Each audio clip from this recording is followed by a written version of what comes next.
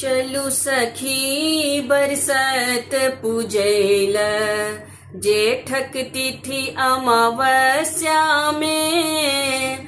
चलू सखी बरसत पूजैल जेठक तिथि अमावस्या में।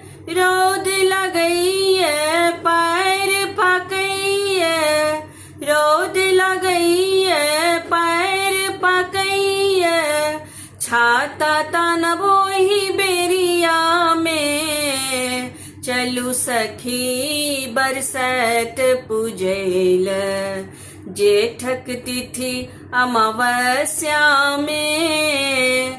चलू सखी बरसत पूजैल।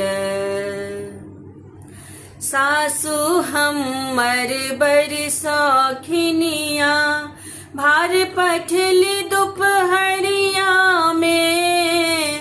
भार पठली दोपहरिया में, गौरी संग बिसहारा बनाकर सेनुर भेजली पुरिया में। सेनुर भेजली पुरिया में।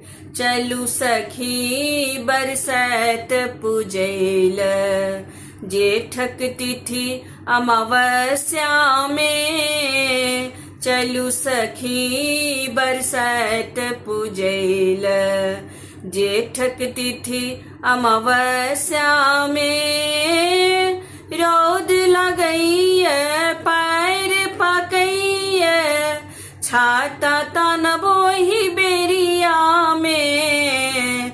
चलू सखी बरसत पूजैल जेठक तिथि अमावस्या में। चलू सखी बरसत पूजैल। ननदी हमर बड़ी शौखिनिया फूल पठली फूल डलिया में।